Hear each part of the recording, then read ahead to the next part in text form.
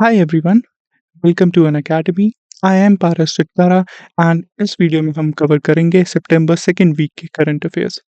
Okay, सो इस series का purpose यही है कि आपके लिए करंट अफेयर्स सिंप्लीफाई करना, बहुत ही सिंपल बना देना, साथ में ये समझना कि यूपीएससी करंट के बेसिस पर कैसे अप्लाइड क्वेश्चंस पूछ रहा है, प्रीलिम्स में, मेंस में कैसे वो इसके बेसिस पर क्वेश्चंस पूछ रहा है।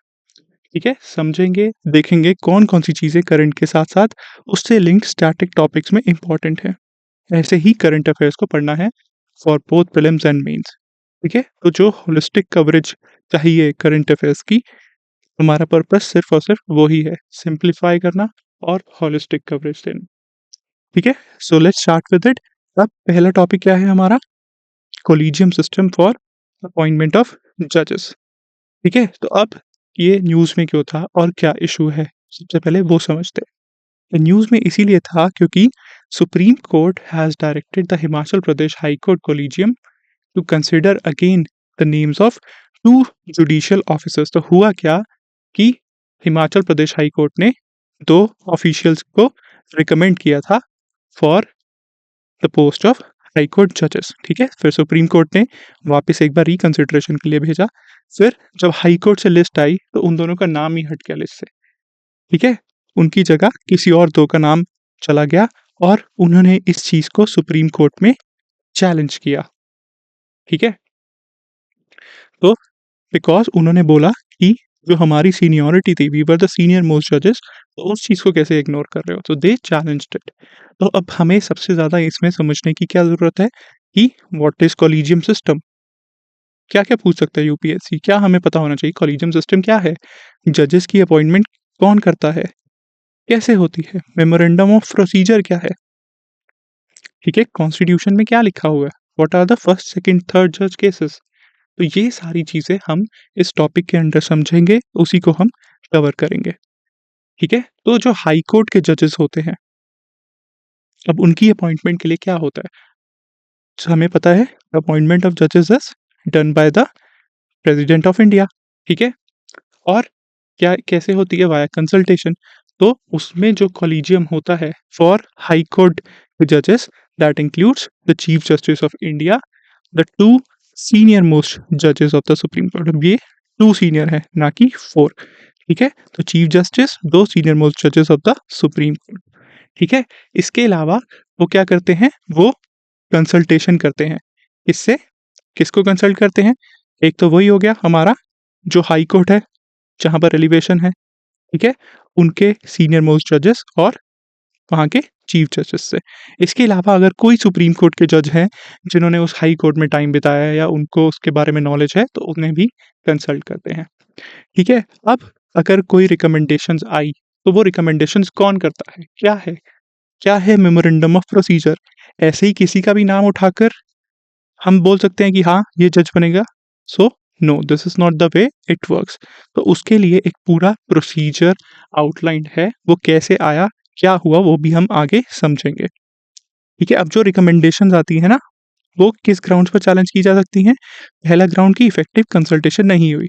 जो ये हमारा कंसल्टेशन था, वो कंसल्टेशन नहीं हुई। मान लो कि chief Justice of High court ने अपने आप आर्बिट्रेरिली बिना कंसल्ट किए नाम आगे दे दिया। तो in that ground it can be challenge. या फिर एलिजिबिलिटी, अगर वो एलिजिबल ही नहीं है, स्पेसिफिक क्वालिफिकेशन है ना, क्या लिखा हुआ है, कितने साल तक they should have been practising as an advocate. ठीक है, तो वो या फिर डिस्ट्रिक्ट जज, वो क्या प्रोसीजर है, that you have to mention in the comments कि इस आर्टिकल में क्या क्वालिफिकेशन लिखी हुई है। तो ये तुम्हारा पहला होमवर्क है, you have to go and see कि इस आर्टिकल में क्या क्वालिफिकेशन लिखी हुई है एलिजिबिलिटी की। ठीक है, तो अब ये कॉलेजियम सिस्टम कैसे चलता है, क्या इसकी पूरी प्रोसेस रहती है और क्या इसमें होता है, समझते हैं। तो कॉलेजियम सिस्टम सिंपल है, उसमें क्या होता है? जजेस ही जजेस को अपॉइंट कर रहे हैं, सिलेक्ट कर रहे हैं। ठीक है, तो गवर्नमेंट के पास जब जाता है उनकी रिकमेंडेशंस, उनकी सजेशंस, तो गवर्नमेंट बस डिले कर सकती है, बट उनकी जो चॉइस है वो रिजेक्ट नहीं करती। ठीक है, रिजेक्ट नहीं कर सकती। तो ये क्या है? ये बैलेंस टिल्ट कर रहा है इन द फेवर ऑफ जुडिशरी। ठीक है, सो जजेस आर अपॉइंटिंग द जजेस वो ही सिलेक्ट कर रहे हैं और इसी चीज़ को वो बोलते हैं it is important to preserve the independence of judiciary. ठीक है? तो पहले क्या हुआ? पहले हुआ था फर्स्ट जज केस जिसमें power was tilted in favour of executive. फिर आया हमारा 1993 में सेकंड जजेस केस। ये याद रखना, फर्स्ट जजेस केस, सेकंड जजेस केस, थर्ड जजेस केस। सेकंड और थर्ड तो तुम्हें बिल्कुल याद होना चाहिए। अगर वो पूछे कि ये सारे केसेस किससे रिलेटेड हैं, तो ये रहेगा हमारा रिलेटेड टू कॉलेजियम।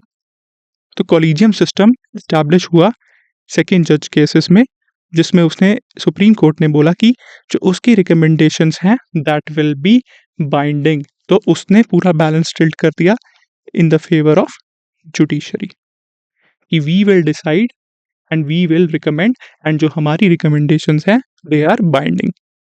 ठीक है? फिर अल्टीमेटली अपॉइंटमेंट कौन करता है? उन्होंने रिकमेंडेशंस दे दी, फाइनलाइज कर दिया, फिर उसके बाद किसके पास जाता है? प्रेसिडेंट के पास। प्रेसिडेंट अपॉइंट करते हैं, यही लिखा है ना कॉन्स्टिट्यूशन में। तो फिर क्या हुआ? डाउट आया।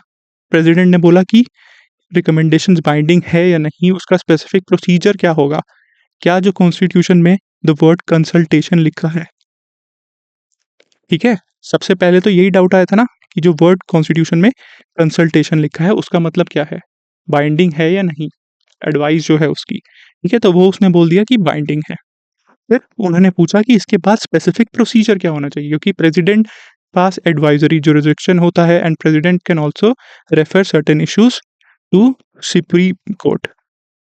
ठीक है? तो फिर सुप्रीम कोर्ट ने अपना क्या ओपिनियन दिया, उसके बेसिस पर बना हमारा थर्ड जज केस। तो जो हमारे उस टाइम के प्रेसिडेंट थे के आर नारायणन, उन्होंने सीरीज ऑफ क्वेश्चंस दिए सुप्रीम कोर्ट को एंड फिर सुप्रीम कोर्ट ने क्लैरिफाई किया कि कॉलेजियम सिस्टम कैसे काम करेगा। ठीक है? तो जब एससी ने अपना ओपिनियन दिया, फिर उसके बाद क्या हुआ? स्पेसिफिक जो हमारा थर्ड जज केस में ओपिनियन आया, फिर सुप्रीम कोर्ट और सेंट्रल गवर्नमेंट ने एंटर्ड इनटू एन एग्रीमेंट। उसके बेसिस पर बना हमारा मेमोरेंडम ऑफ प्रोसीजर। अब इस मेमोरेंडम ऑफ प्रोसीजर में पूरा डिटेल में लिखा हुआ है कि कैसे स्टेप बाय स्टेप 1 2 3 4 क्या-क्या स्टेप होंगे और कैसे वो चीज़ चलेगी फॉर द अपॉइंटमेंट ऑफ जजेस, चाहे सुप्रीम कोर्ट के हों, हाई कोर्ट के हों, चीफ जस्टिस हों। अभी हम ये चीज़ फॉलो कर रहे हैं। ठीक है? तो ये चीज़ फॉलो कर रहे हैं हम अभी। Memorandum of procedure is being followed for appointment, जिसमें सारा कॉलेजियम के बारे में लिखा हुआ है। ठीक है? तो अब हाई कोर्ट के जज के केस में देते हैं, जो हमारा प्रेज़ेंट केस था हिमाचल प्रदेश वाला। उसमें ये अपॉइंटमेंट कैसे चलती है और क्या होता है? तो सबसे पहले क्या होता है, जो हाई कोर्ट है, मान लो पंजाब हरियाणा हाई कोर्ट हो गई, ठीक है? अब उसके लिए हमें जज सेलेक्ट करने हैं। तो वहाँ के जो chief Justice of High Court हैं, he or she along with the two senior most judges, वो क्या करेंगे? वो रिकमेंडेशन भेजेंगे, कंसल्ट करते हैं वहाँ के chief justice to the two senior most जजेस together forming the high court collegium. यही कॉलेजियम बनता है हाई कोर्ट वाला। फिर वो अपनी रिकमेंडेशंस भेजते हैं और स्टेट के चीफ मिनिस्टर को। ठीक है? तो वहाँ से रिकमेंडेशन गई चीफ मिनिस्टर को। अब अगर चीफ मिनिस्टर चाहे तो वो अपनी तरफ से भी किसी की रिकमेंडेशन कर सकते हैं। ठीक है? बट वो कंसिडर करना या नहीं करना इज़ इनका डिस्क्रिशन। ठीक है?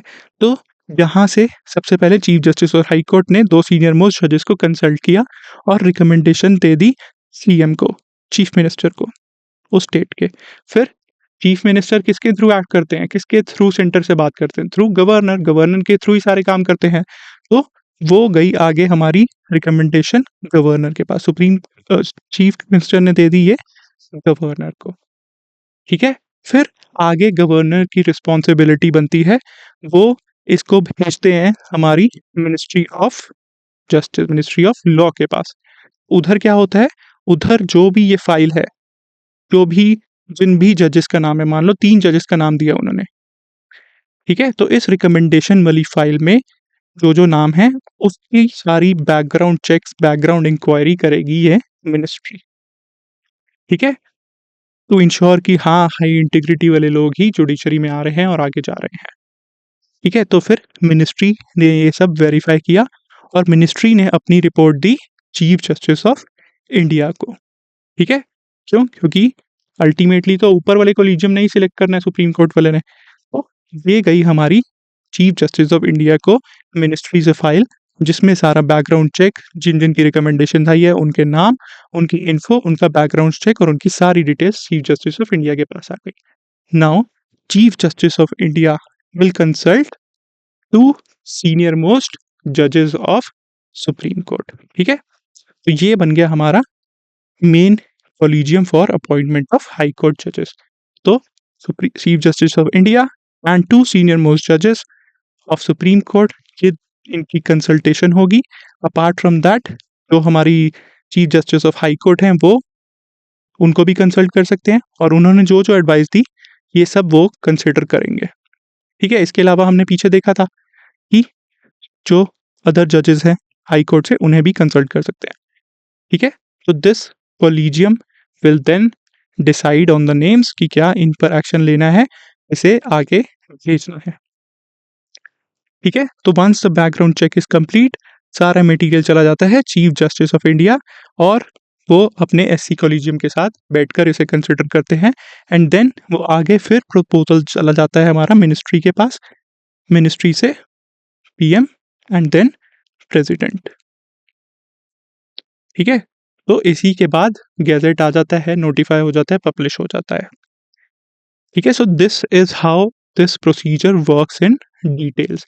अब लक्ष्मीकांत में ये प्रोसीजर पूरा डिटेल में नहीं बताया हुआ था। ठीक है, ये तुम्हें अगर समझना है, मैंने ऑलरेडी तुम्हें वैसे समझा दिया है, डिटेल में सुप्रीम कोर्ट या किसी का भी समझना है तो हमारी डिपार्टमेंट ऑफ जस्टिस की वेबसाइट है जिस पर ये डिटेल में लिखा हुआ है। ठीक है, तो बेसिक अंडरस्टैंडिंग के लिए ये याद रख लेना है, क्या कॉलेजियम होगा हमारा, सुप्रीम कोर्ट के CJI of India, Chief Justice of India and two senior most जजेस ऑफ सुप्रीम कोर्ट। ठीक है, अब इनिशिएट कौन कर रहा है, जो हमारी हाई कोर्ट है वहाँ के चीफ जस्टिस और दो सीनियर मोस्ट जजेस, वहाँ से वो सीएम को देते हैं, सीएम से गवर्नर, गवर्नर से सेंट्रल मिनिस्ट्री, बैकग्राउंड चेक हुआ, फिर सीजीआई के पास गया, सीजीआई ने कॉलेजियम के साथ बैठ के चर्चा की और नाम फाइनल किया। ठीक है, अब ये नाम जब आगे जाता है तो government can delay it but can not reject the choice. ठीक है, वो वापस रिकंसिडरेशन के लिए भेज सकती है, बट फिर अल्टीमेटली जो इन्होंने भेजी है, चॉइस चूज की है, वो ही माननी पड़ेगी। ठीक है, ताकि क्या है, balances favour in the tilted in the favour of judiciary, ultimate decision judiciary का ही है। ठीक है, तो अब ये सोचो कि जो कॉलेजियम सिस्टम है उसमें क्या क्या इश्यूज हो सकते हैं, क्या इश्यूज हैं, और गवर्नमेंट इसको चेंज करना क्यों चाह रही है, रोज क्यों इसके पीछे टसल हो रहा है, क्यों हमारे लॉ मिनिस्टर ने बोला कि सबको अपनी लक्ष्मण रेखा मेंटेन करनी चाहिए। ठीक है, तो ये जो एवर गोइंग इशू है उसमें सबसे बड़ा यही है जजेस की अपॉइंटमेंट को लेकर। सुप्रीम और जो हमारी जुडिशरी है वो चाहती है कि पूरी अपॉइंटमेंट उन्हीं के पास रहे। ठीक है, तो इशू क्या है, सबसे बड़ा इशू है कि ट्रांसपेरेंसी नहीं है इस चीज़ में, बिकॉज पब्लिक में सारी डिटेल्स है ही नहीं अवेलेबल कि क्या डिसीजंस थे, क्योंकि यहाँ पर जो भी चीज़ें हो रही हैं एवरीथिंग इज इन रिटन, हर किसी की फाइल आगे जा रही है, बट वो files not all the details are in public domain. फिर एक और सबसे बड़ी चीज़ है, इसको बोलते हैं ब्लैक बॉक्स। ठीक है, तो कोलिजियम सिस्टम का क्रिटिसिज्म आएगा तो लिख देना कि collegium system is known as black box. उसके अंदर क्या हो रहा है, क्या चल रहा है, किसी को भी नहीं पता। फिर कोई अकाउंटेबिलिटी नहीं है, यहाँ पर जो उन्होंने नाम सिलेक्ट किए और यहाँ जो अप्रूव कर रहे हैं, कौन सी अकाउंटेबिलिटी है, किसी को भी जज बना सकते हैं ऐसे तो। ठीक है, बस उसके पास वो अपना यहाँ पर जो क्वालिफिकेशन है जो तुम्हें चेक करनी है वो हो तो किसी को भी जज बना दो, कोई अकाउंटेबिलिटी नहीं है। ठीक है, फिर क्या होगा, ओपेक सिलेक्शन प्रोसेस, क्या क्राइटेरिया है, किस बेसिस पर तुम पर्सन ए को चूज कर रहे हो, पर्सन बी को चूज नहीं कर रहे, क्या सीनियरिटी ही फैक्टर है या उसके बाद कुछ और भी तुम फैक्टर्स कंसिडर कर रहे हो, तो कुछ भी डिटेल्स नहीं है, कुछ भी क्लियर नहीं है। ठीक है, फिर इसमें क्या और इशू हो सकता है, देयर कैन बी क्रिटिसिज्म की फेवरेटिज्म या नेपोटिज्म होती है, हो सकती है, जिसको बोलते हैं हम अंकल जज, अंकल जजेस। ठीक है, तो मेरा कोई नोन है, ठीक है, तो मैं उसी का नाम आगे फॉरवर्ड कर दूँगा कि इसी को जज बना दो। मैंने बोल दिया कि हाँ, तू ही जाकर जज बन जा और उसे कोई चैलेंज भी नहीं कर पाएगा। So this is why it is being criticised क्योंकि कोई अकाउंटेबिलिटी नहीं है, कोई ट्रांसपेरेंसी नहीं है, बिल्कुल ब्लैक बॉक्स की तरह है, ओपेक सिलेक्शन प्रोसेस है और यहाँ पर एग्ज़ीक्यूटिव का कोई रोल नहीं है, ठीक है? तो जो हमारा चेक्स एंड बैलेंसेस हैं, यहाँ पर दे आर नॉट वर्किंग क्योंकि जो हमारी सेंट्रल गवर्नमेंट या यूनियन गवर्नमेंट है, वो बस डिले कर सकती है अपॉइंटमेंट को, आउटराइटली रोक नहीं सकती, ठीक है? तो ये सबसे बड़ा इशू है विद द कॉलेजियम सिस्टम। अब बार-बार इसको रिफॉर्म्स करने की ज़रूरत हो रही है, बात हो रही है। अभी के लिए सबसे पहला इनिशिएटिव क्या लेकर आया? 99th कॉन्स्टिट्यूशनल अमेंडमेंट लेकर आई गवर्नमेंट, ठीक है? बेस्ड अपॉन वेरियस रिकमेंडेशंस ये बोला गया कि चेक्स एंड बैलेंसेस की ज़रूरत है इन जुडिशियल अपॉइंटमेंट्स और उसमें हमारी एग्जीक्यूटिव को भी एक इम्पॉर्टेंट रोल प्ले करना चाहिए। तो इसमें क्या हुआ? इसमें एक कमीशन बना दिया, जिसमें हमारे 6 मेंबर्स होंगे। कौन-कौन? 3 जजेस, law minister and 2 eminent person. अब ये जो 2 एमिनेंट पर्सन होंगे, इसको कौन सेलेक्ट करेगा? CGI, PM and leader of opposition, ये था। बट अगेन यहाँ पर खाली 3 जजेस हैं, लॉ मिनिस्टर और 2 एमिनेंट पर्सन हैं। मान लो 2 एमिनेंट पर्सन आ गए हमारे सेंटर की तरफ से, तो ये क्या हो गया? 3 जजेस और 3 एग्जीक्यूटिव। तो जो जुडिशरी के पास टिल्टेड था balance of power, that again got equalised. Equal role आ गया एग्जीक्यूटिव का एंड इनफैक्ट अगर इन दोनों में से एक भी बंदा या इन जज में से एक भी जज सेंटर के फेवर में आ गया, तो जुडिशरी का तो कुछ रह ही नहीं गया। इसीलिए they criticised it and supreme court ने इस अमेंडमेंट को स्ट्राइक डाउन कर दिया। उन्होंने बोला this is violative of independence of judiciary, ठीक है? उसने बोला कि बेसिक स्ट्रक्चर सुप्रीम कोर्ट की जुडिशियल इंडिपेंडेंस या फिर independence of judiciary is a part of basic structure और इसमें उन्होंने बोला that this amendment is violative of basic structure and hence उसे स्ट्राइक डाउन कर दिया और वापस से फिर कॉलेजियम सिस्टम ही हमारा चलने लगा। अब इसके बाद बात हुई कि फिर रेजोल्यूशन क्या है? अब रेजोल्यूशन है कि जो मेमोरेंडम ऑफ प्रोसीजर है उसी में ही चेंजेस लेकर आओ, उसी को रिफॉर्म करो ताकि एक अकाउंटेबिलिटी आ जाए, ठीक है? और चेक्स एंड बैलेंसेस रहें वाया रोल ऑफ एग्जीक्यूटिव, ठीक है? तो हमेशा से ही हर कोई यही चाहता है कि जुडिशियल अपॉइंटमेंट्स वो करे।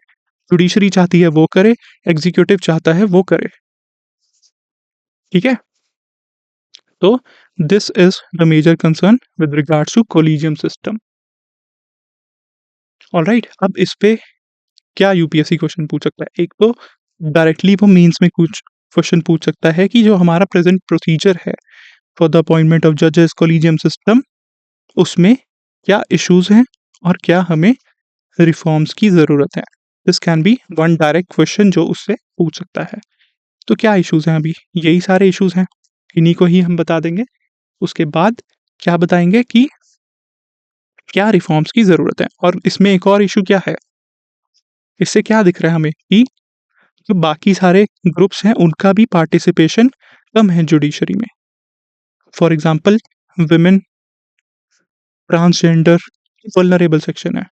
कितने विमेन जजेस हैं, कितने ट्रांसजेंडर जजेस हैं, ठीक है? तो वो जो पर्टिकुलर ग्रुप्स को अपॉर्चुनिटी मिलनी चाहिए वो नहीं मिल रही। अभी भी ज़्यादा हमारे मेल जजेस हैं, वुमेन जजेस बहुत कम हैं, ठीक है? That becomes another issue. Alright, तो इसके बाद हम ये बता देंगे कि क्या हमें रिफॉर्म्स करने की ज़रूरत है। अब उसने प्रीलिम्स में क्या पूछा 2019 में, देख लो। 44th अमेंडमेंट का पूछा कि introduced on article placing the election, ठीक है? फिर पूछा it struck down the 99th amendment as being violating of independence of judiciary. तो which of the statements above are correct? Second statement is correct. Is the first statement correct? No, this is incorrect. So this is your second homework. ये बताओ कि ये कौन सी amendment थी, ठीक है, जिसने ये बियॉन्ड द जुडिशियल रिव्यू रख दिया। बहुत ही सिंपल है, 44th नहीं हो सकती, तुम्हें भी पता है 44th क्यों नहीं हो सकती। 44th का पर्पस ही यही था लाने का कि जो पुरानी गलतियाँ थी उसे सुधारना। ठीक है? तो कौन-सी अमेंडमेंट थी? इसका आंसर है बी ओनली। अब इसके अलावा मेंस में क्या पूछा उसने, क्योंकि उस टाइम पे जजमेंट आई थी, न्यूज़ में चल रही थी, उसने उसको ऐसे पूछा। ऐसे करंट बेस्ड क्वेश्चन मेंस में आ सकते हैं। ठीक है? तो उसका क्या है? Critically examine the judgement with reference to appointment of जजेस of higher judiciary in India. तो क्रिटिकली एग्जामिन है, तुम्हें उसकी फेवर में और अगेंस्ट में दोनों साइड दिखाकर लिखना पड़ेगा। पहले हम प्रोसीजर बता देंगे, फिर बता देंगे कि जो हमारी एनजेक था, एक्ट था, उसके क्या फीचर्स थे 99th अमेंडमेंट के, फिर उसको क्यों स्ट्राइक डाउन किया और उसका क्या क्रिटिसिज्म है, उसके अगेंस्ट क्या क्रिटिसिज्म है स्ट्राइक डाउन करने के। ठीक है? तो हमें रिफॉर्म्स की ज़रूरत है। ऐसा नहीं है कि judiciary can run without checks and balances. Checks and balances हर इंस्टीट्यूशन के लिए ज़रूरी हैं, उसकी इंटीग्रिटी बनाने के लिए। Public oversight is important, accountability, ये सारी चीज़ें इम्पॉर्टेंट हैं। ठीक है? तो ये हो गया हमारा पहला topic, collegium and appointment of High Court जजेस। फिर अब हमारा नेक्स्ट टॉपिक क्या है? नेक्स्ट टॉपिक है ये लास्ट वीक ही अभी क्या हुआ था, फर्स्ट फाउंडेशन डे था I4C। अब I4C क्या है? Indian cyber Crime Coordination centre. ठीक है? सो इसके अंडर आता है MHA, so minister of home affairs addressed it, और इसके साथ साथ न्यू कंपोनेंट्स लॉन्च किए फॉर साइबर सिक्योरिटी। ठीक है? तो क्या-क्या लॉन्च किए? सबसे पहला लॉन्च किया साइबर फ्रॉड मिटिगेशन सेंटर। इसका क्या पर्पस है? साइबर फ्रॉड मिटिगेशन सेंटर, समझो, साइबर फ्रॉड को रोकेगा, मिटिगेट करेगा, बस सिंपल पर्पस ही होगा। तो अब इसकी डिटेल में जाकर रटने की ज़रूरत नहीं है कि कौन-कौन इसमें आएगा। तो क्या होगा, जो सारे स्टेक होल्डर्स हैं, जैसे बैंक्स हो गए, internet service provider, police, telecom company, financial institution, उस सबको एक सिंगल प्लेटफ़ॉर्म पर लेकर आ रहे हैं। ठीक है? They will work together for immediate action and seamless cooperation to tackle online financial crimes. जो भी हमारे ऑनलाइन फ्रॉड होते हैं, जैसे जामतारा से चलते हैं scam calls, it's once example. ठीक है? और भी बहुत सारी जगहें हैं। इसका पर्पस क्या है? सबको सिंगल प्लेटफॉर्म पे ले आओ, सब मिलकर काम करेंगे to tackle online financial crimes. ये क्या दिखा रहा है? ये दिखा रहा है कोऑपरेटिव फेडरलिज्म की स्पिरिट भी है, क्योंकि सेंटर स्टेट दोनों साथ में आएगी। फिर समन्वय प्लेटफॉर्म। समन्वय प्लेटफॉर्म क्या है? Joint cyber crime investigation facilitation system. अब ये सबकी डिटेल में जाके पढ़ने की ज़्यादा डेप्थ में ज़रूरत नहीं है, बस एक बार समझ लो कि इसका क्या पर्पस है। क्योंकि अगर मेंस में कोई क्वेश्चन आया ना कि इंडिया का साइबर सिक्योरिटी फ्रेमवर्क क्या है? क्या हमने इनिशिएटिव्स लिए हैं? तो उसमें तुम डायरेक्टली इनके नाम लिख सकते हो कि I4C तो बना हुआ है, उसके अलावा साइबर फ्रॉड मिटिगेशन सेंटर बनाया हमने, समन्वय प्लेटफॉर्म बनाया। अब समन्वय प्लेटफ़ॉर्म में क्या है? वही वेब बेस्ड मॉड्यूल है, प्लेटफ़ॉर्म है तो ऑब्वियसली वेब बेस्ड मॉड्यूल रहेगा। फिर वो भी वन स्टॉप पोर्टल है, डेटा रिपॉज़िटरी का, साइबर क्राइम से related data sharing, crime mapping, data analytics etcetera for law enforcement agencies across the country. तो क्या करेगा वो? हॉटस्पॉट्स आइडेंटिफ़ाई कर लेगा, किस रीजन में ज़्यादा साइबर क्राइम्स चल रहे हैं, क्या पैटर्न है, सारा कुछ, सारा डेटा उसी पोर्टल पर आ जाएगा। तो डेटा एनालिटिक्स के बेसिस पर एक डेटा बेस्ड डिसीजन मेकिंग हो सकेगी।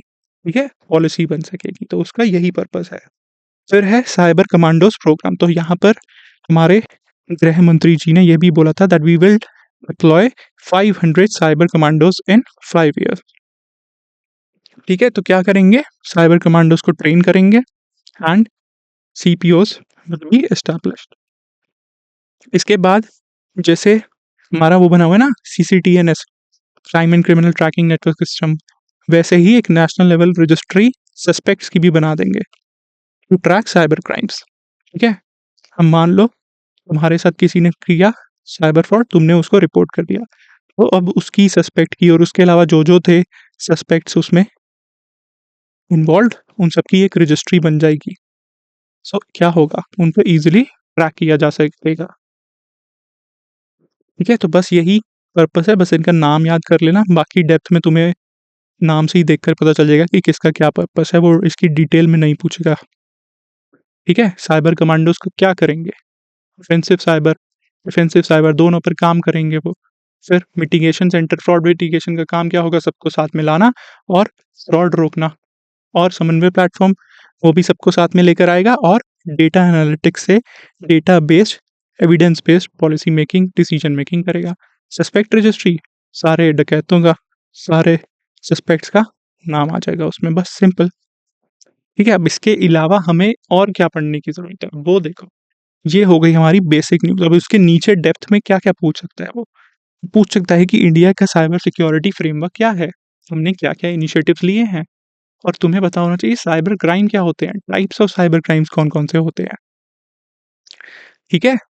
तो इसके अलावा एक ये डेटा है, डेटा पॉइंट है जो तुम अपने आंसर्स में यूज़ कर सकते हो कि पहले 2014 में हमारे 25 करोड़ यूज़र थे, अब 95 हो चुके हैं। 95 करोड़ इंटरनेट यूज़र्स हैं इंडिया में।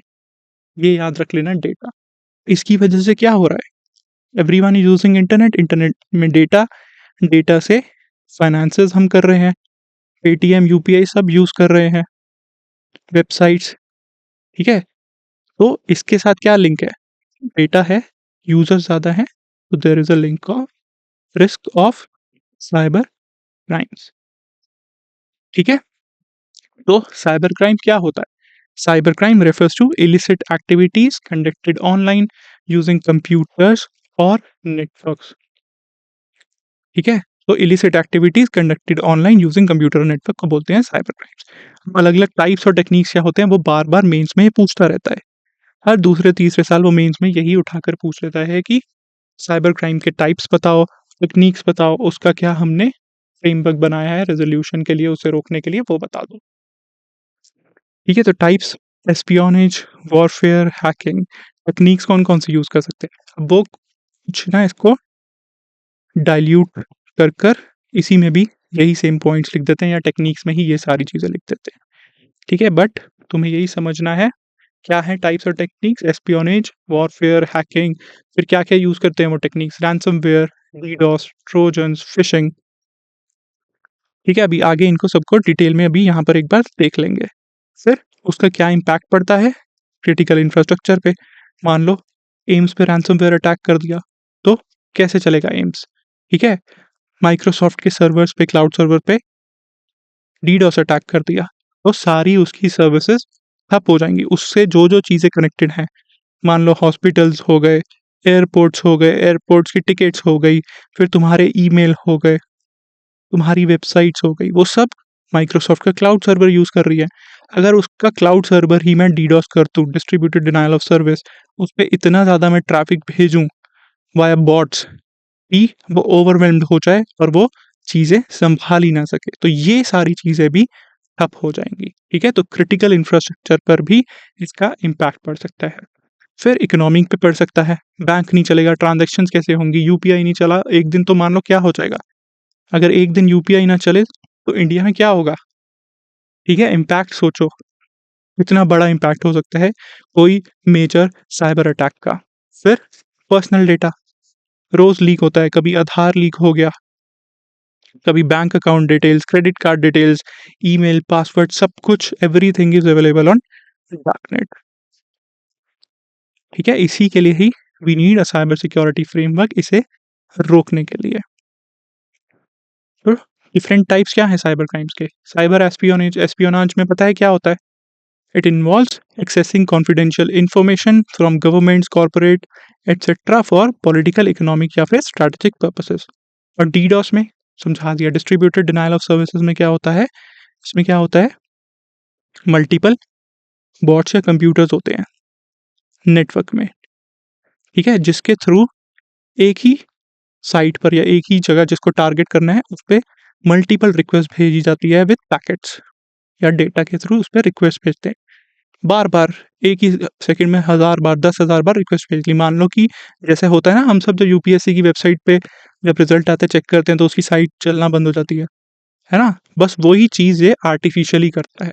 उसने एक ऐसा सॉफ्टवेयर या ऐसा हैकिंग टूल बना दिया जिससे उसने मल्टीपल मशीन्स को एक बॉट्स में कन्वर्ट कर दिया। वो सारे बॉट्स उस सर्वर पे रिक्वेस्ट भेज रहे हैं। मान लो यूपीएससी हो गया, सीबीएसई हो गया या एनपीसीआई, यूपीआई का कोई सर्वर हो गया या माइक्रोसॉफ्ट क्लाउड हो गया। अब उसपे बार-बार वो रिक्वेस्ट भेजी जा रहे हैं डेटा एक्सेस की रिक्वेस्ट भेज रहे हैं, पैकेट्स भेज रहे हैं, ठीक है? तो क्या होगा? तो उसकी कैपेसिटी ही नहीं है इतनी ज़्यादा रिक्वेस्ट हैंडल करने की, तो वो क्रैश हो जाएगा, वो वापस रिस्पॉन्स कर ही नहीं पाएगा। रिस्पॉन्सेज़ में डिले आने लग जाएँगे, कभी इधर रिस्पॉन्स जाएगा, कभी दूसरे रास्ते से रिस्पॉन्स जाएगा, ठीक है? तो वो ओवरवेल्म हो जाएगा and it will not be able to handle the responses और बंद हो जाएगा, ठीक है? तो यही उनका पर्पस होता है, वो कोई भी एक्टिविटी किसी भी सर्वर को डिसरप्ट करना, इतना उस पे ट्रैफिक भेज दो कि वो हैंडल ही ना कर पाए, ठीक है? इंडिया में बहुत बार होते हैं, बहुत बार and mostly North Korean, Pakistani और चाइनीज़ हैकर्स के थ्रू होते हैं। फिर क्या होता है रैनसमवेयर अटैक। रैनसमवेयर में सबको पता है WannaCry, पेट्या, यूपीएससी ने प्रीलिम्स में पूछा हुआ है ये। इसीलिए ये सारी चीज़ें इंपॉर्टेंट है। मेंस में भी पूछता है, प्रीलिम्स में भी पूछता है कि WannaCry, पेट्या, ऑफन सीन इन न्यूज़ क्या है ये? कोई वायरस है, बीमारी है, न्यू टाइप ऑफ जीन्स है या साइबर अटैक्स हैं, रैनसमवेयर अटैक्स हैं। तो ये क्या है? ये रैनसमवेयर अटैक्स हैं। तो इसमें क्या करेगा वो पूरा तुम्हारा डेटा एन्क्रिप्ट कर देगा।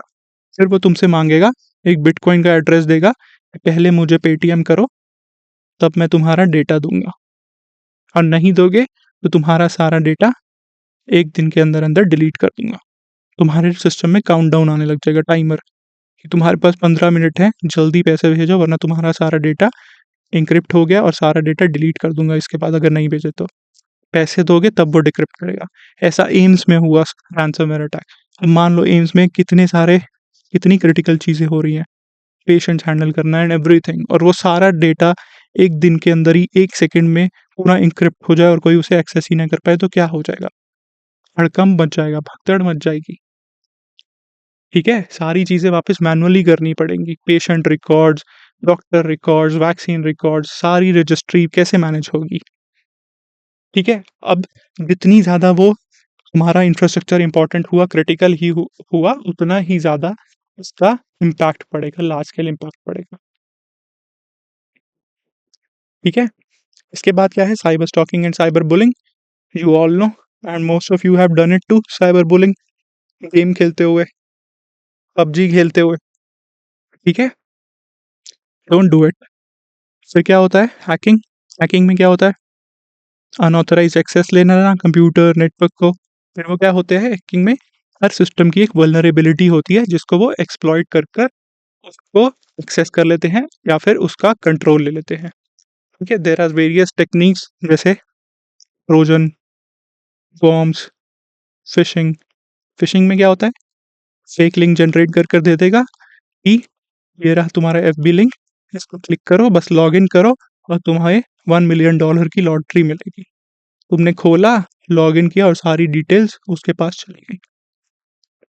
ठीक है, सो दिस इज फिशिंग। तो यही सब टाइप्स हैं। वहाँ पर हमने इसको वैसे ऑलरेडी डिस्कस किया हुआ इंटरनल सिक्योरिटी वाली वीडियो में, you can go and see it. ठीक है, फिर साइबर सिक्योरिटी का पर्पस क्या होता है, क्या लिखा हुआ है आईटी एक्ट में हमारे? साइबर सिक्योरिटी का पर्पस यही है हमारी इंफॉर्मेशन इक्विपमेंट डिवाइसेस को प्रोटेक्ट करना from unauthorised access, uses, disruption, modification या डिस्ट्रक्शन से। अब हमारा इंडिया का साइबर सिक्योरिटी फ्रेमवर्क क्या है? We all know it. सबसे पहला है हमारा आईटी एक्ट लेकर आए थे हम, ठीक है? उसमें स्पेसिफिक प्रोविजंस हैं अगेंस्ट साइबर क्राइम्स। फिर personal data protection bill, institutions बनाए हमने। सबसे पहला अभी वही जो गृह मंत्री जी जिसकी उसमें गए हुए थे फाउंडेशन डे में, क्या था वो? I4C, India Cyber Crime Coordination Centre. उसके अलावा कौन है? सर्टेन, क्या है ये? Nodal agency to deal with cyber security threats. इसके अलावा फाइनेंस सेक्टर में कौन है? फिनसर्ट। फिर क्या आता है हमारा? National critical information infrastructure protection centre, जैसे एम्स हो गया हमारा, हमारी पावर ग्रिड्स हो गई। अब हुआ था ना पावर ग्रिड पे अटैक, मुंबई में हुआ, नॉर्थ इंडिया में हुआ, 2012 में भी हुआ था। इट वाज एलिज्ड कि ये चाइना ने हमारी पावर ग्रिड पर अटैक किया था। फिर आता है हमारा National Cyber Coordination Centre. It has been set up ताकि जनरेट सिचुएशनल अवेयरनेस हो और साइबर थ्रेट्स को हम timely based upon information eliminate कर सकें। फिर आती है हमारी सबसे इम्पोर्टेंट चीज़, नेशनल साइबर सिक्योरिटी पॉलिसी। अब ये आई थी हमारी पॉलिसी 2013 में, ठीक है? उसका पर्पस यही था हमारी नेशनल साइबर स्पेस को बचाना। तो उसने क्या-क्या बोला कि सिक्योर साइबर स्पेस इकोसिस्टम बनाओ, हमारे लॉ स्ट्रेंथन करो, इंडिजीनियस टेस्टिंग लैब्स बनाओ, create a workforce of 5 lakh cyber security professional. 5 lakh बोले थे उसने और अभी तक कितने बने? नो वन नोज़ कितने बने। और अभी हम कुछ 5,000 साइबर कमांडोज़ बनाने की बात कर रहे हैं। 2013 में वो पॉलिसी बोल के गई और अभी तक कितने बने? No one knows. अभी भी हम बात हो रही है कि 5,000 बना देते हैं पहले। So this is the gap between policy making and implementation. ठीक है, अब इस पॉलिसी को रिव्यू करने के लिए गवर्नमेंट ने बनाई गुलशन राय कमेटी। तो जब भी साइबर क्राइम रिलेटेड कोई भी क्वेश्चन आएगा तो तुम्हें उसमें आंसर में ज़रूर लिख कर आना है गुलशन राय कमेटी। हमेशा मेंशन करनी है गुलशन राय कमेटी। गुलशन राय कमेटी को बनाया 2017 में। उसने क्या किया? रिव्यू किया फ्रेमवर्क और उसने कुछ सजेस्ट किए मेजर्स। सबसे पहले उसने बोला कि सर्ट बनाओ। तो ये सर्टिन वर्टिन पावर सेक्टर में, बैंकिंग में फिनसर्ट या इसीलिए ही बने हैं। ठीक है? फिर डेटा प्रोटेक्शन फ्रेमवर्क लेकर आओ और उसने बोला कि हमें ऑफेंसिव साइबर कैपेबिलिटीज़ भी बनानी है, अपनी इंडिजीनियस टेस्टिंग लैब बनानी है और हमें एक वर्कफ़ोर्स बनाने की ज़रूरत है ऑफ साइबर सिक्योरिटी प्रोफेशनल्स। इसने भी यही रीआइटरेट किया जो यहाँ बोला था। ठीक है? फिर इसी के बेसिस पर ही हम डेटा प्रोटेक्शन बिल लेकर आए थे ड्राफ्ट। ठीक है? तो ये है मोटा-मोटा हमारा साइबर सिक्योरिटी फ्रेमवर्क। ये लीगल मेजर्स हैं, ये इंस्टीट्यूशनल मेजर्स हैं, ये हमने पॉलिसी ली हुई है और ये कमिटी बनाई थी गुलशन राय कमिटी। ठीक है? तो ये हो गया हमारा cyber framework, cyber security framework. Cyber crimes पढ़ लिया हमने, समझ लिया क्या-क्या यूपीएससी पूछ सकता है इससे। ठीक है? अब थर्ड टॉपिक क्या है हमारा? तो अभी क्या किया स्पेसएक्स ने? फ़ैल्कन 9 रॉकेट पे, रॉकेट का नाम याद रख लेना। फ़ैल्कन 9 रॉकेट किसका है? चाइना का है, यूरोपियन स्पेस एजेंसी का है, जक्सा का है, इसरो का है या स्पेसएक्स का है। ठीक है? तो किसका है फ़ैल्कन 9? स्पेसएक्स का। फ़ैल्कन 9, फ़ैल्कन हेवी ये सारे स्पेसएक्स के हैं। ठीक है? तो अब उसने क्या किया है? They have launched a new mission जिसका नाम है पोलरिस डॉन मिशन। तो उसने क्या किया? It conducted the first ever private space walk. पहली कमर्शियल प्राइवेट स्पेस वॉक। इससे पहले जितनी भी हुई थी वो हमेशा नेशन स्टेट्स ने ही की थी। यूएस हो गया, रशिया हो गया, नेशन स्टेट्स ने। ये पहली बार किसी प्राइवेट कंपनी ने की है। ठीक है? तो पोलरिस क्या होता है? यू नो पोलरिस क्या होता है?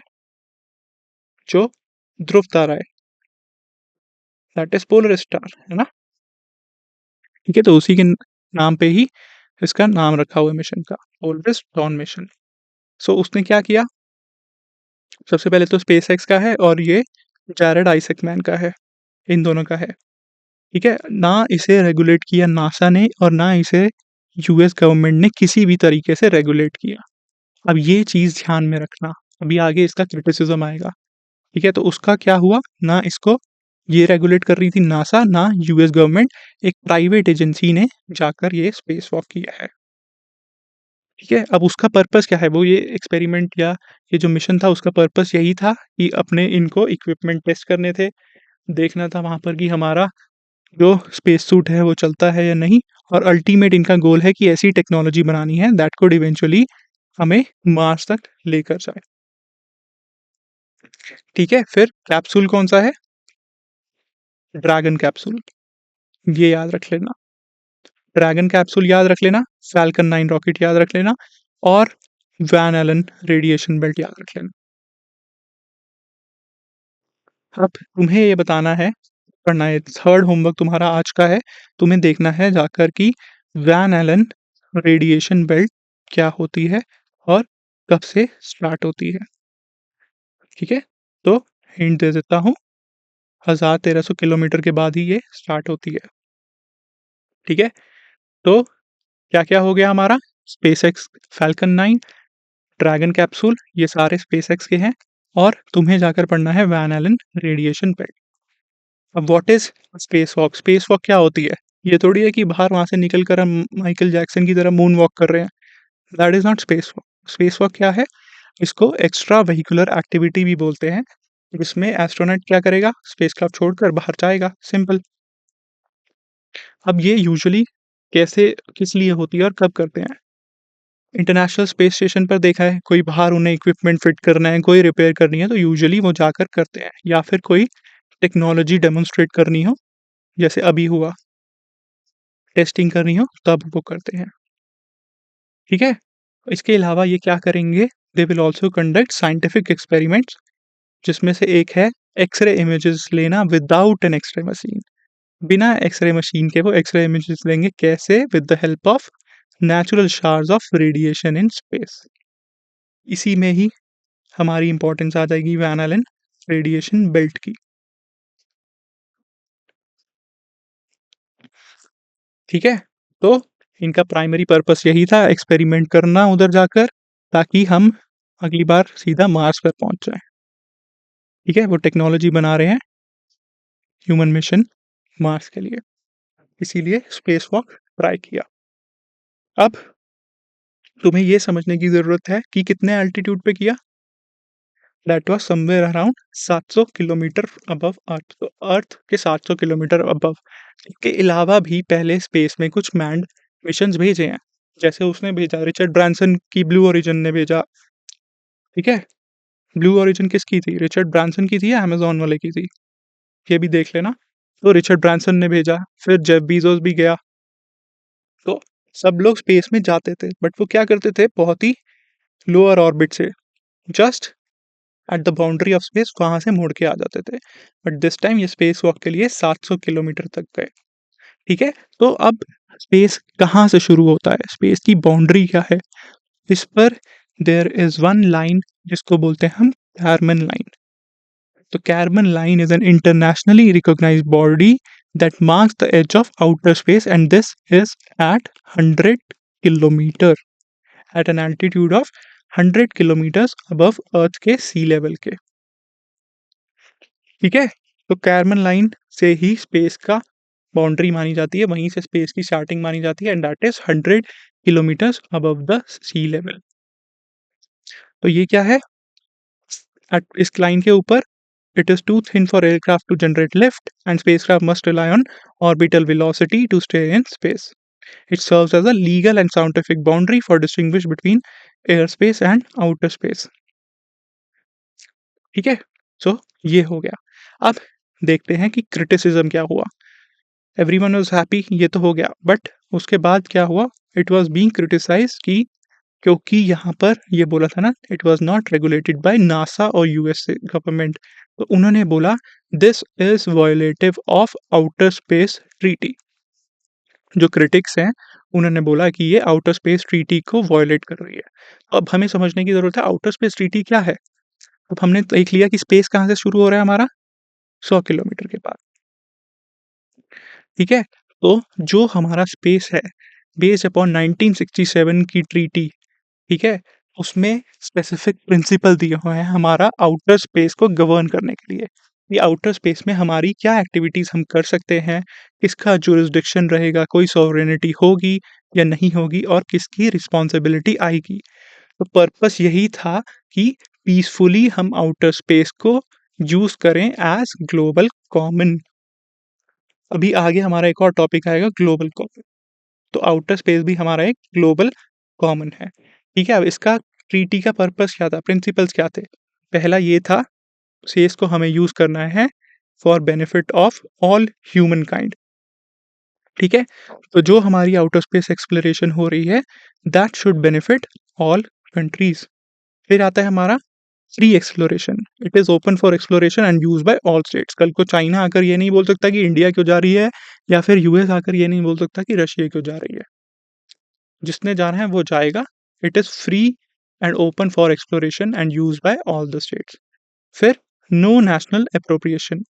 No country can claim sovereignty over outer space, कि हाँ, आज चांद मेरा है, आज मार्स मेरा है, आज ये वाला प्लैनेट मेरा है, no one can say that.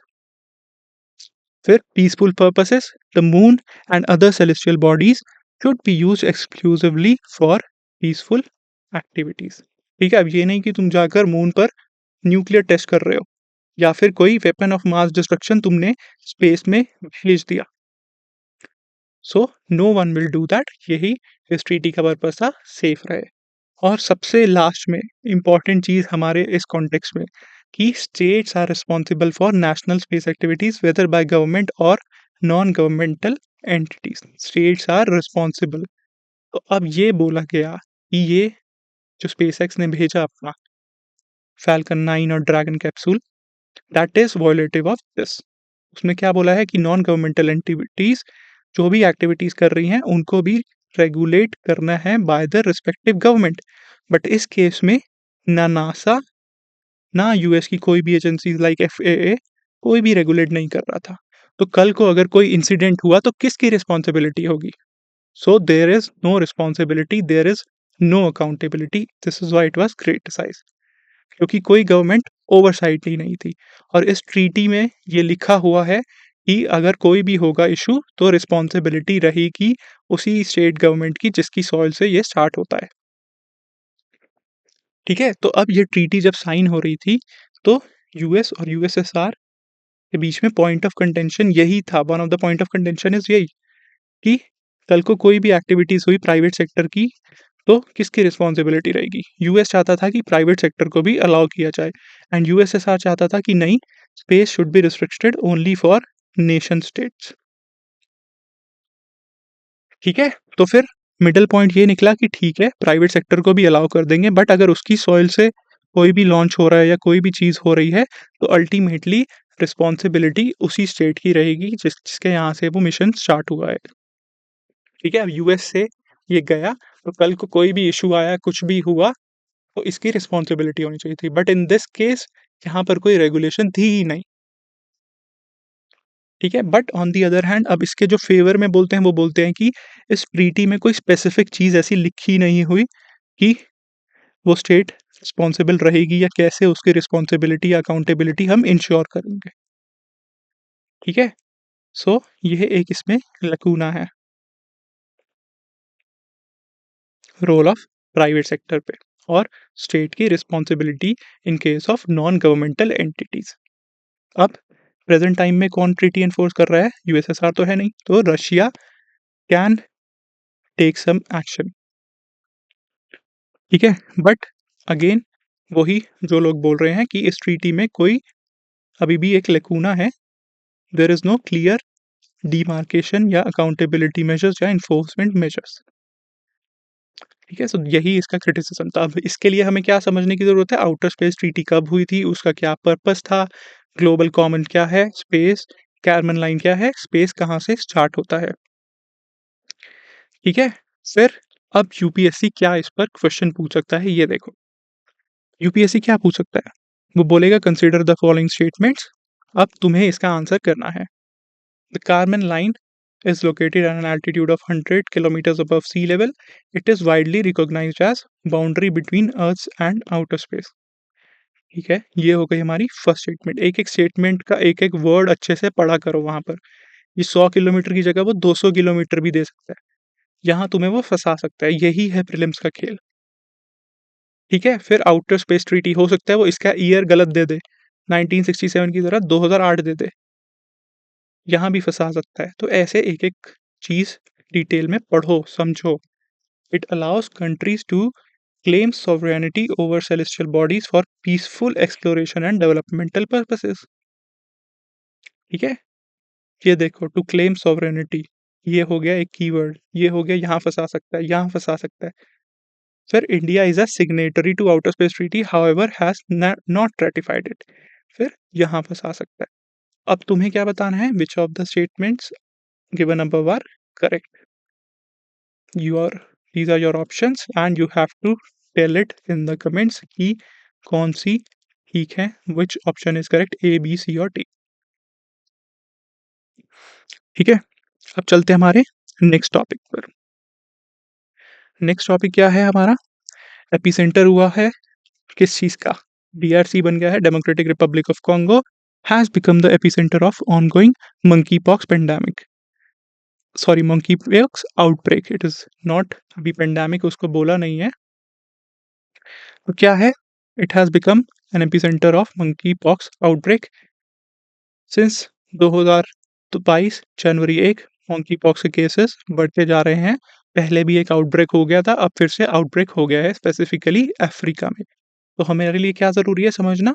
Monkey pox, उसके अलावा हमें क्या समझना ज़रूरी है?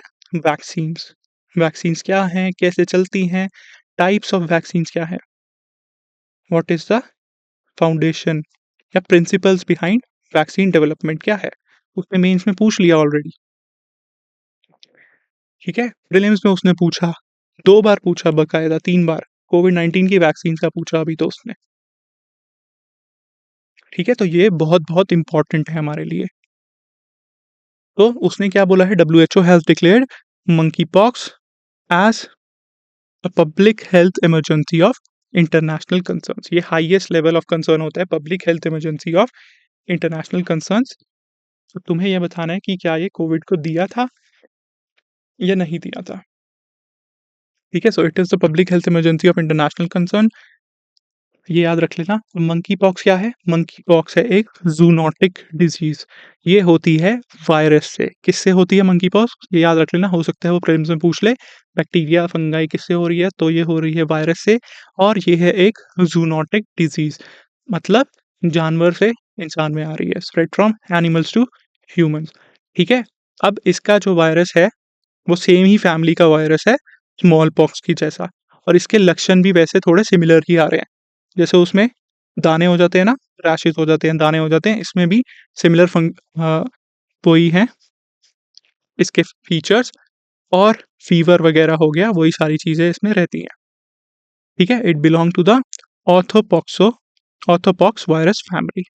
इसको ज़्यादा नाम याद रखने की ज़रूरत नहीं है, बस ये याद रख लेना स्मॉल पॉक्स वाले वायरस की फैमिली का ही है, एंड वायरल ज़ूनोटिक डिज़ीज़ है।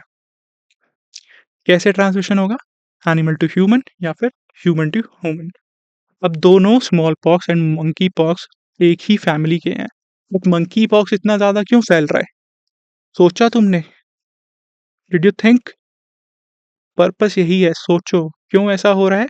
It is spreading fast because it has animal reservoirs which small pox did not have, ठीक है? तो बहुत सारे एनिमल रिजर्वॉयर्स हैं, जिसके थ्रू अभी भी ये काफ़ी तेज़ी से फैल रहा है। फिर और क्या हुआ? इसके अलावा क्या हो जाता है हमारा? 2 डिफरेंट क्लेड्स आ गए। अब क्लेड क्या होता है? A clade is a certain group of microbes. तो मतलब इसको हम सिंपल अंडरस्टैंडिंग के लिए ऐसा भी बोल सकते हैं कि वेरिएशंस आ गए, ठीक है? अब एक आ गया क्लेड 1 और एक दूसरा आ गया क्लेड। तो जो नया क्लेड का वेरिएंट आया है, that is transmitting more rapidly between people including through sexual activity, ठीक है? इट कम्स क्लेडला कम्स, तो 1A और 1B जो LA और LB हैं, this comes from more rapidly is transmitted between people, and this comes from animal, ठीक है? और जो नया वेरिएंट है, it is impacting women and children more, alright? तो मतलब वही बेसिक है कि उसमें म्यूटेशन हो गई, नए वेरिएंट आ गए और वो ज़्यादा तेज़ी से फैल रहा है। अब इसके ज़्यादा इसमें डिटेल में इसको समझने के लिए या रटने के लिए कोई ज़रूरत नहीं है, बेसिक अंडरस्टैंडिंग थी ये, ठीक है? तो ये है monkey pox virus, zoonotic disease, orthopox virus family, small pox के ही फैमिली का है। अब वैक्सीन क्या होती हैं? वैक्सीन का पर्पस क्या है? ठीक है? तो मंकी पॉक्स की अभी प्रेज़ेंटली वैक्सीन अवेलेबल हैं, और वो किस पर चल रही हैं? It is based upon version of vaccinia, the same virus used for the small pox family, small pox vaccine, क्योंकि वो सेम ही फैमिली के हैं। तो इसीलिए सिमिलरली उसी वर्ज़न ऑफ वैक्सीनिया को यूज़ कर रहे हैं इसके लिए। अब वैक्सीन क्या होती है? Vaccine stimulates the immune system to develop protection या immunity against specific disease. Vaccine का पर्पस क्या है? हमारा इम्यून सिस्टम ट्रिगर कर देना, ताकि एक हमारी प्रोटेक्शन बन जाए अगेंस्ट स्पेसिफिक डिजीजेस। कोविड के टाइम पर सबने वैक्सीन ली थी ना, ताकि कोविड ना हो, और उसके बाद सिम्टम्स आए, सबको फीवर हो गया, तो क्या हुआ? वो फीवर हुआ, हेडेक हुआ, वो सब क्या है? वो सब सिम्पटम्स थे कि हमारा इम्यून सिस्टम ट्रिगर हो चुका है। अब now it will protect us. ठीक है? तो किस-किस टाइप की वैक्सीन हो सकती हैं? वैक्सीन्स हो सकती हैं, आइदर उसमें लाइव अटेन्युएटेड रह सकता है, वीकेंड, इनएक्टिवेटेड रह सकता है, किल्ड, या फिर अ पार्ट ऑफ पैथोजन। जैसे कोविड-19 के केस में क्या था? सार्स कोव 2 वायरस था, स्पाइक प्रोटीन वाला।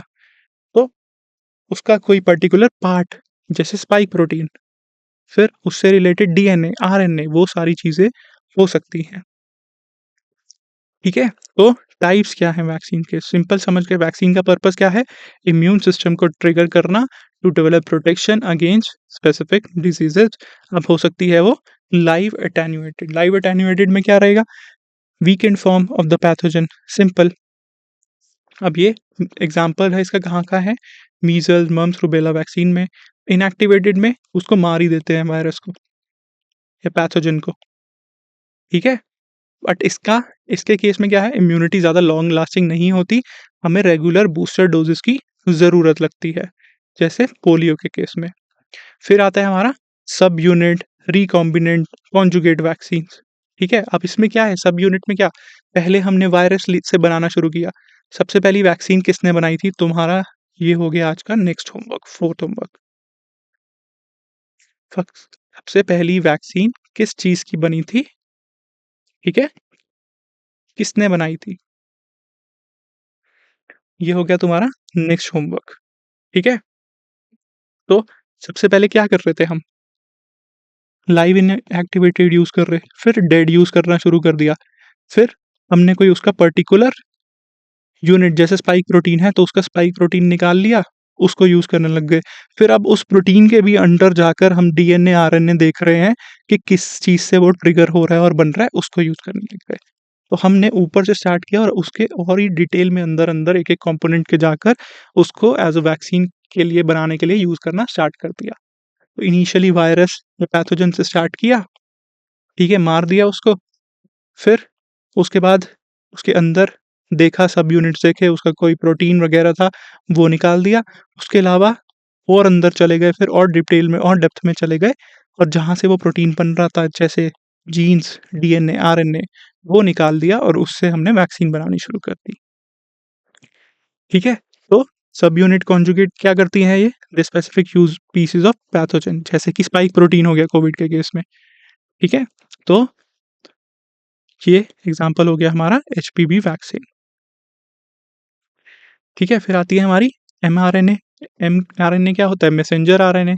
तो ये मैसेंजर आरएनए को यूज़ करती हैं to instruct cells to make viral proteins that trigger immunity. इसके अलावा हमने देखा है वायरल वेक्टर वैक्सीन। अब ये यूज़ हुई थी कोविड-19 के टाइम पे, एमआरएनए वैक्सीन। ठीक है? और वायरल वेक्टर में क्या होता है? It uses a harmless virus to deliver genetic material of the pathogen, जैसे हमारी कोविशील्ड, सीरम की इंस्टीट्यूट की थी ना कोविशील्ड। कोविशील्ड क्या कर रही थी? वो यही तो कर रही थी। उसने एक चिंपैंज़ी का एडिनो वायरस ले लिया। अब वो वायरस हमारे लिए कोल्ड वायरस है, वो हमें कुछ नहीं कर सकता।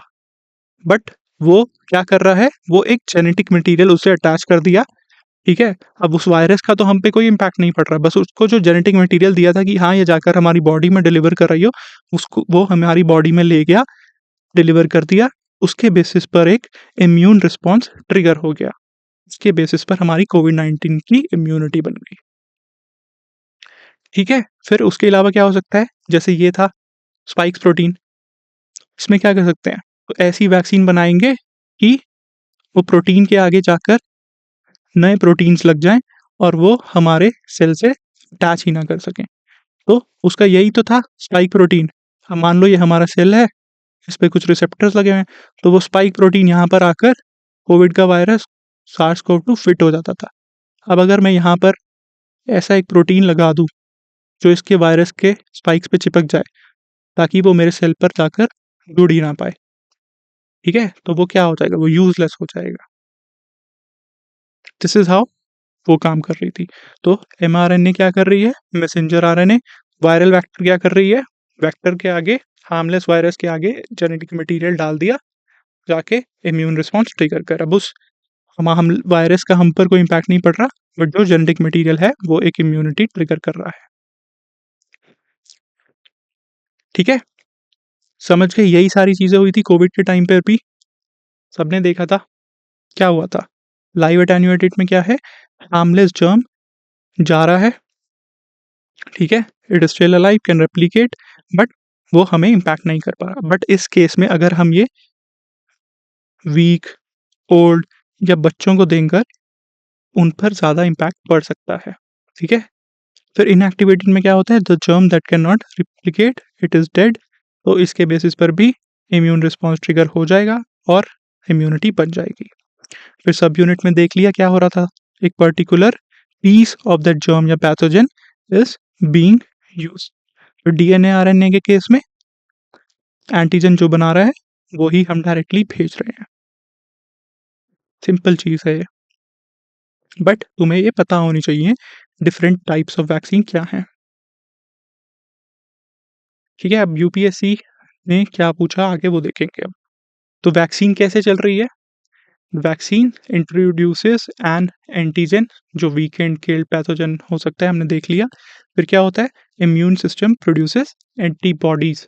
उसके बाद बॉडी हमारी मेमोरी सेल्स बना देती है for quick response in future infections. फिर जब भी और असली में आएगा, जैसे कोविड आएगा वैक्सीनेशन के बाद, बॉडी को समझ में आ जाएगा कि यही है, इसके मुंह पर 4 दाने हैं, इसके स्पाइक प्रोटीन है, तो वो समझ जाएगा कि हाँ, ये कोव-2 वाला ही सार्स-कोव-2 वायरस है, कोविड-19 का, वही पकड़ के उसको खत्म कर देगा, ठीक है? या अटैक नहीं करने देगा। तो यही बेसिक पर्पस है वैक्सीनेशन का। अब उसने आगे यही पूछा मेंस में। क्या पूछा उसने आगे मेंस में? What is the basic principle behind vaccine development? यही है बेसिक प्रिंसिपल, इम्यून सिस्टम हमारा ट्रिगर कर देना, ठीक है? मेमोरी बन जाए और जब भी असली में अटैक हो हम पे, उस डिज़ीज़ का, उस वायरस का, उस पैथोजन का, तो इम्यून सिस्टम ट्रिगर हो जाए और हमें डिफेंड करे। Simple. How do vaccines work? बता देंगे। What approaches were adopted by Indian vaccine manufacturers? अब इंडियन वैक्सीन मैन्युफैक्चरर ने कौन-कौन सी ली थी? ये तुम्हारा हो गया 4th होमवर्क। तुम जाकर देखो कि कोविशील्ड मैंने तुम्हें बता दिया, it is was a viral vector vaccine. अब इसके अलावा कौन-सी थी? कोवैक्सीन थी। कोवैक्सीन कौन-सी वैक्सीन थी? ये तुम्हें जाकर ढूँढना है, ठीक है? उसका क्या प्रिंसिपल था? समझ गए? अब इस पर और क्या पूछा उसने प्रीलिम्स में, ये देखते हैं। यही सेम चीज़ जो तुम्हारा होमवर्क है आज का, वही यूपीएससी ने पूछ ली है। क्या पूछा उसने? In the context of vaccines manufactured to prevent कोविड-19, consider the following statements. Serum वाली एमआरएनए यूज़ कर रही है, व्हिच इज़ इनकरेक्ट। हमने अभी देखा वायरल वेक्टर यूज़ कर रही है। स्पुतनिक क्या यूज़ कर रही है? Vector based platform, this is correct. ठीक है, so this is incorrect, this is correct, so you know the answer already. और तुम्हें तुम्हारे होमवर्क में भी हेल्प मिल गई, यहाँ पर तुम्हें पता चल गया। बट इसको जाकर डिटेल में देख लेना, क्या इसका प्रिंसिपल था और ये कैसे काम कर रही थी। इनएक्टिवेटेड डेड पैथोजन यूज़ किया। फिर उसने ये भी पूछा 2020 के प्रीलिम्स में, what is the importance of using pneumococcal conjugate vaccine in India? Conjugate vaccine क्या होती है? हुँ? These vaccines are effective against pneumonia as well as, ठीक है जी, डिपेंडेंस ऑन एंटीबायोटिक्स, ठीक है, ये रिड्यूस कर देती है, alright. These vaccines have no side effects and cause no allergic reaction. अब ये देखो, ये एक्सट्रीम स्टेटमेंट हो गई, ये तो हमें पता है गलत है ही है, तो सी और डी तो वैसे ही एलिमिनेट हो गए। और क्या है? ये स्टेटमेंट हमें पता है करेक्ट, तो आंसर क्या हो गया? B only. ठीक है, सो ये हो गया हमारा वैक्सीन वाला टॉपिक कंप्लीट। अब जाकर देखना कि कोवैक्सीन क्या था और कॉन्जुगेट वैक्सीन क्या होती है। ये दोनों चीज़ें जाकर देखो, समझो इस चीज़ को। इंटरलिंक कर कर समझो। एक बार अगर तुमने गूगल पर जाकर देख लिया, समझ लिया, तो फिर हमेशा के लिए याद रहेगा तुम्हें ये। ठीक है? अब नेक्स्ट न्यूज़ क्या है हमारी? दिस इज़ दैट अभी नेचर जर्नल में एक स्टडी आई है जिसमें बोला है that India is the largest, significant नहीं, उसने तो यही बोल दिया था, India is the largest global plastic pollution का contributor. We are the largest contributor to global plastic pollution, somewhere around 20%। जो 1/5 ऑफ ग्लोबल पोल्यूशन आ रहा है प्लास्टिक का, that is coming from India. ये इसमें बोला गया है। ठीक है, so cumulatively India contributes 9.3 million metric ton of plastic pollutions worldwide, surpassing other countries on the list। अब प्लास्टिक पोल्यूशंस क्यों हार्मफुल हैं? सबको पता है किस लिए है, क्या इश्यूज चल रहे हैं। प्लास्टिक से क्या हो सकता है? माइक्रो प्लास्टिक सबने पढ़े हैं, ठीक है। बायो एक्यूमुलेशन, बायो मैग्निफिकेशन, फिर इन्वायरमेंट पे क्या इम्पैक्ट पड़ेगा, हमारी फूड साइकिल में घुस सकता है वो बाया बायो एक्यूमुलेशन, बायो मैग्निफिकेशन। जैसे इसके अलावा ग्रेट पैसिफिक गार्बेज बेल्ट, उधर में क्या है, वहाँ भी यही सारा प्लास्टिक और बाकी कचरा जाकर इकट्ठा हो रहा है। ठीक है, तो इन्वायरमेंट पर इम्पैक्ट पड़ रहा है, हमारी हेल्थ पर इम्पैक्ट पड़ रहा है। ठीक है, उसके अलावा अगर हम इसे मैनेज करते हैं जलाकर, if you are burning it, तो क्या है, टॉक्सिक गैसेस निकलेंगी उससे, सल्फर डाइऑक्साइड के एमिशंस होंगे, कार्बन मोनोऑक्साइड निकलेगी, ग्रीन हाउस गैसेस निकलेंगी। ठीक है, ये हो गया मेजर हमारा इम्पैक्ट। फिर अब उस रिपोर्ट में ये भी बताया उस जर्नल में कि there is a huge gap between north and south. तो जो नॉर्थ वाले हैं, though they are generating plastic, but वो अपना वेस्ट अच्छे से मैनेज कर रहे हैं। ठीक है, they are managing their waste well, but south के केस में कंट्रीज मैनेज नहीं कर पा रही and they are the major emitters of plastic pollution. उसने ये बोल दिया कि 69% of world's plastic pollution comes from just 20 nations, और उनमें से एक भी हाई इनकम नेशन नहीं है। ये सारे ग्लोबल साउथ वाले देश हैं जो 69% प्लास्टिक पोल्यूशन में कंट्रीब्यूट कर रहे हैं। South Asia, Africa, Latin America, ठीक है, ये सारे देशों से। तो बस ये डेटा को तुम यूज़ कर सकते हो, अगर प्लास्टिक पोल्यूशन से रिलेटेड कोई भी क्वेश्चन आएगा उसमें you can directly use this data. ठीक है, अब हमने देख लिया कि ये प्लास्टिक पोल्यूशन है, तो हमारे ग्लोबल एफर्ट्स क्या हो रहे हैं प्लास्टिक पोल्यूशन को रोकने के लिए। तो सबसे पहला आता है जो अभी यूएन लेवल पर चल रही है, that is to combat plastic pollution. उसके लिए we are working on a global legally binding treaty. इस पर अभी कंसल्टेशंस चल रही हैं टू टैकल प्लास्टिक पोल्यूशन। ये बहुत बहुत ज़्यादा इंपॉर्टेंट थी, प्लास्टिक पर बहुत ज़्यादा न्यूज़ आर्टिकल्स आ रहे थे इस ट्रीटी पर। ठीक है, तो अभी इसी पर ही डिस्कशन कंसल्टेशन चल रही है ताकि कंसेंसस बने और ट्रीटी फाइनल होए, साइन करें, रेटिफाई करें इसे। तो इसका पर्पस यही है, एक लीगली बाइंडिंग इंटरनेशनल एग्रीमेंट बना देना that covers the entire life cycle of plastics from design and production to disposal. ठीक है, तो 2022 में क्या हुआ था, UN member state voted to establish an INC, intergovernmental negotiating committee. अब वो उसमें मान लो प्रीलिम्स में पूछ लिया, intergovernmental negotiating committee often seen in news is related to what? Is it related to INDCs? Is it related to phasing out coals? Is it related to phasing out ozone emitting substances, या फिर phasing out plastic, या फिर eliminating plastic pollution, या controlling plastic pollution? तो किस चीज़ के लिए है? It is for plastic pollution। ठीक है, इंटर गवर्नमेंटल नेगोशिएटिंग कमेटी बनाई है इस पर्पस के लिए। उसकी बहुत बार मीटिंग हो चुकी है, कनाडा में, साउथ कोरिया में, अलग अलग जगहों पर उसकी मीटिंग हुई। ठीक है, अब उसका मैंडेट यही है to advance the treaty and complete a draft global legally binding 2024 के एंड तक, बट ये होना अभी मुश्किल लग रहा है। तो वही समझ लो कि ये लीगली बाइंडिंग होगी, इंटरनेशनल होगी, और पूरी लाइफ साइकिल पर फोकस करेगी प्लास्टिक्स की, including the design, production, use and disposal. And it will extend beyond the waste management to include chemicals जो प्लास्टिक्स में हैं, जैसे additives and unintentionally added substances.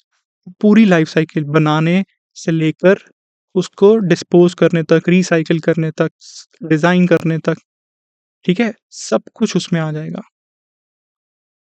Design, production, use, disposal सारी चीज़ें, ठीक है? और प्लास्टिक का थ्रेट हमारे लिए क्यों बढ़ता जा रहा है, तो ये भी एक डेटा है।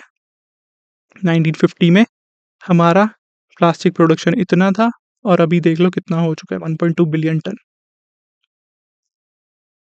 ठीक है? अब इंडिया ने क्या इनिशिएटिव लिए हैं, वो पूछ सकता है यूपीएससी कि what is the purpose of global plastic pollution treaty? क्या उसके एफर्ट्स हैं? क्या वो नेगोशिएट करने से क्या फ़ायदा होगा? और इंडिया ने अपने लेवल पर क्या किया है टू कॉम्बैट प्लास्टिक पॉल्यूशन? तो हम क्या लेकर आए? प्लास्टिक वेस्ट मैनेजमेंट रूल, जिसमें फ़ोकस था एक्सटेंडेड प्रोड्यूसर रिस्पॉन्सिबिलिटी। अब ये वो प्रीलिम्स में ऑलरेडी क्वेश्चन पूछ चुका है। उसने प्रीलिम्स में क्या पूछा था? ईपीआर, वो उसने पूछा था इन द कॉन्टेक्स्ट ऑफ ई-वेस्ट, ठीक है? उसने पूछा था व्हिच ऑफ दिस लेजिस्लेशन या policy mandates extended producer responsibility और कुछ उसने ऑप्शंस दे दिए थे नीचे। तो उसने पूछा था ई-वेस्ट के पर्सपेक्टिव में and this time it is in with regards to plastic pollution, ठीक है? तो plastic waste management rules emphasise कर रहे हैं एक्सटेंडेड प्रोड्यूसर रिस्पॉन्सिबिलिटी पे कि एक बार अगर प्रोड्यूसर ने बनाकर छोड़ दिया तो उसकी रिस्पॉन्सिबिलिटी खत्म नहीं हो रही। उसको कैसे खत्म करना है, डिस्पोज़ करना है, रीसाइकिल करना है, हर जगह पर प्रोड्यूसर का रोल रहेगा। फिर स्वच्छ भारत मिशन और उसके बाद हमने सिंगल यूज़ प्लास्टिक बैन ही कर दिए थे, ठीक है? फिर extended producer responsibility we have seen पूरी लाइफ साइकिल में इंक्लूडिंग रिसाइक्लिंग या फिर डिस्पोज़ल में भी। फिर क्या है? United Nation environment programme clean seas campaign.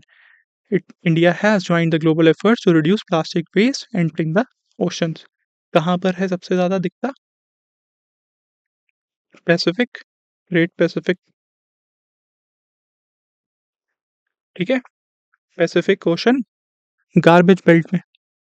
अब इंडिया की क्या पोजीशन है विद रिस्पेक्ट टू दिस? हम क्या चाहते हैं? हमें क्या चाहिए प्लास्टिक ट्रीटी में? तो इंडिया ग्लोबल साउथ की वॉइस तो उठाएगी, उठाएगी।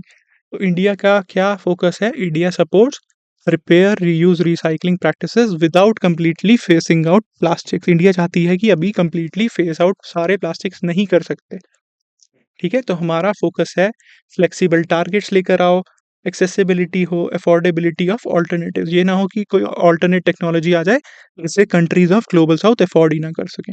तो जैसे क्लाइमेट चेंज में नॉर्थ साउथ डिवाइड चल रहा है ना, वैसे ही इसमें भी नॉर्थ साउथ डिवाइड चल रहा है। ठीक है, तो यही था इस टॉपिक से, यही एसेंस है।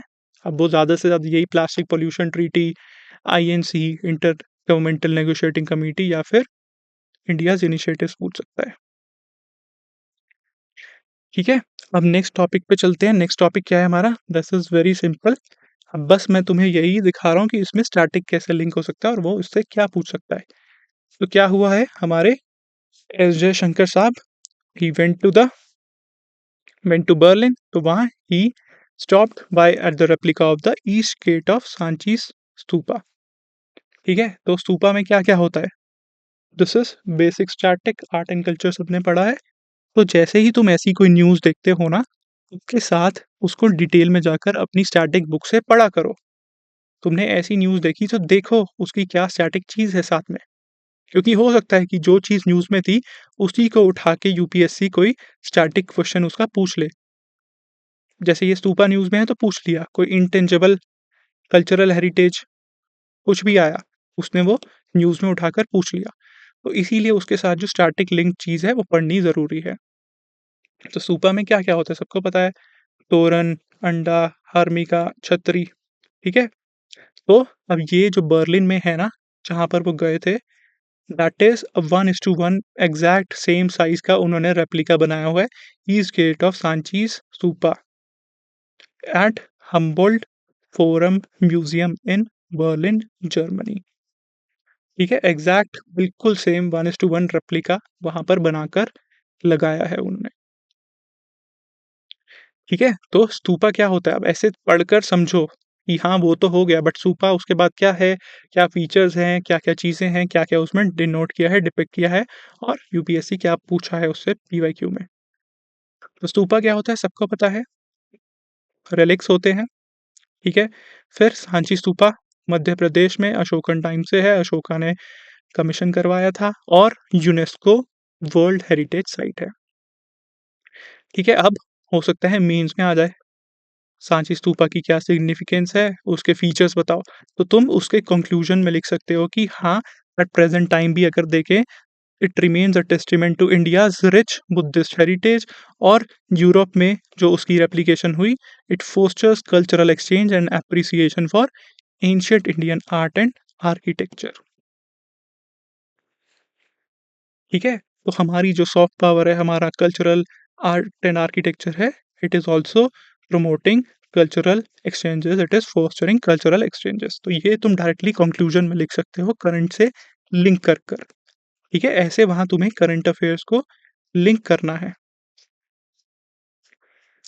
ठीक है? उसकी रेलेवेंस, उसकी इम्पोर्टेंस बता दो कि वो वर्ल्ड हेरिटेज साइट की तरह रिकॉग्नाइज़ किया है हमने और यहाँ तक कि जर्मनी में भी उसके ईस्ट गेट का रेप्लिका बना दिया है, जो हमारा आर्ट एंड कल्चर आर्किटेक्चर को दिखा रहा है एप्रिसिएशन और cultural exchanges is being fostered.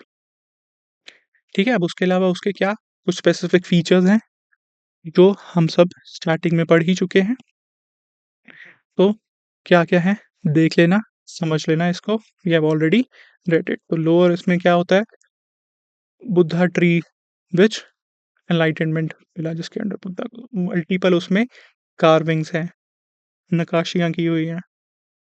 फिर सिंबोलिज़्म है, सिंबल्स दिखा रहे हैं बुद्धा की प्रीवियस लाइफ़्स, ठीक है? सारी है, फिर उसकी कहानियाँ हैं और बाकी जो तोरन वगैरह हैं, उन सब चीज़ों में क्या है, जातका टेल्स वगैरह भी बनाई हुई हैं, ठीक है? इसके अलावा यहाँ पीवाईक्यू में वो ये भी पूछता है कि स्तूपा के पास से कौन-सी नदी निकलती है? चंबल किधर से निकलती है? कौन-सी नदी वहाँ से निकलती है? नर्मदा निकलती है, उसने वो प्रीलिम्स में पूछा हुआ है क्वेश्चन, ठीक है? अब तो तुम्हें 5th होमवर्क तुम्हारा ये हो गया, तुम्हें देखना है कि Sanchi stupa is situated on the bank of which river, ठीक है? ये हो गया तुम्हारा 5th होमवर्क, तुम्हें देखना है सांची स्तूपा कौन-सी नदी के पास है, ठीक है? इसके अलावा इंडिया में और जो-जो इम्पोर्टेंट स्तूपास हैं, वो पीवाईक्यू के थ्रू देख लेना कहाँ-कहाँ उसने पूछ रखे हैं, ठीक है? अब ये 2023 में देखो उसने यही स्तूपा पे क्वेश्चन पूछ लिया, इसीलिए तो ये चीज़ें इम्पोर्टेंट हो जाती हैं, तभी तो करंट अफेयर बेस्ड वो स्टैटिक चीज़ों पे जाता है। अब ये वो ये नहीं पूछेगा कि जयशंकर जी कौन-सी कंट्री में गए, कहाँ पर उन्होंने देखा, वो स्तूपा के अंदर जाकर पूछ रहा है कि स्तूपा क्या है? कब बना? क्या उसके फीचर्स थे? ठीक है? तो तुम्हें पढ़ना चाहिए करंट जब भी पढ़ रहे हो, उसके साथ हमेशा स्टैटिक लिंक करो और समझो कि क्या-क्या पूछ सकता है।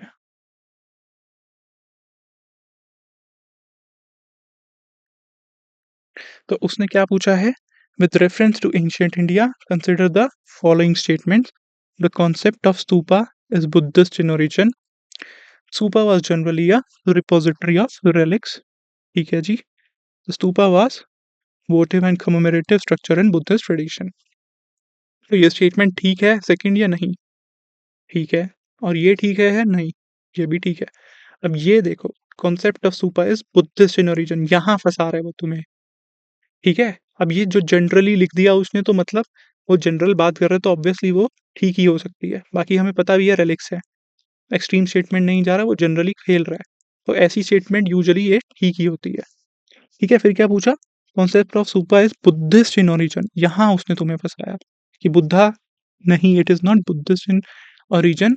उससे भी पहले ऋग्वेद, वैदिक पीरियड में भी इसके ओरिजिन हैं, वहाँ पर मेंशन्ड है, पहले से स्तूपास होते थे।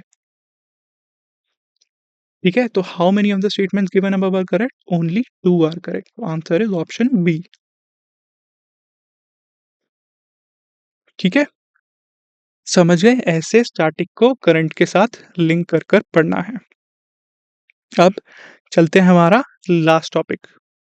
लास्ट टॉपिक क्या है न्यूज़ में? तो दिल्ली में अभी रिसेंटली कॉमन्स कन्वेनिंग हुई थी 2024, ठीक है? It was a landmark event dedicated to the conservation and governance of India's common. अब हमें समझने की ज़रूरत है कि ग्लोबल कॉमन्स या कॉमन्स क्या होते हैं? क्यों इन्हें हमें प्रोटेक्ट करने की ज़रूरत है और क्या फ्रेमवर्क होना चाहिए? होनी चाहिए गवर्नेंस फ्रेमवर्क होना चाहिए टू प्रोटेक्ट देम, ठीक है? तो अब इस इवेंट में क्या हुआ होगा? ऑब्वियसली सारे stakeholders, policy makers, NGO, civil society, business, technology, media सब आ गए होंगे। तो उसका क्या पर्पस है? आएँगे, बैठेंगे, चर्चा करेंगे, चाय पे चर्चा होगी कि ग्लोबल कॉमन्स कैसे बचाए जाएँ, कैसे हम सेफगार्ड करें, ठीक है? तो कॉमन्स क्या होते हैं? नाम ही समझ लो कॉमन कॉमन है। These refers to resources that are not owned by any individual. कोई पर्टिकुलर इंडिविजुअल ओन नहीं कर रहा, ठीक है? ना कोई गवर्नमेंट ओन कर रही है, but instead they belong to and are shared by community as a whole. हवा, पानी, फॉरेस्ट, ये सारी चीजें, आउटर स्पेस अभी बताया था ना, ये सारी चीजें हो गई कॉमन, जिसे कोई गवर्नमेंट, कोई इंडिविजुअल ओन नहीं कर रहा, but they belong to and are shared by community as a whole, ठीक है?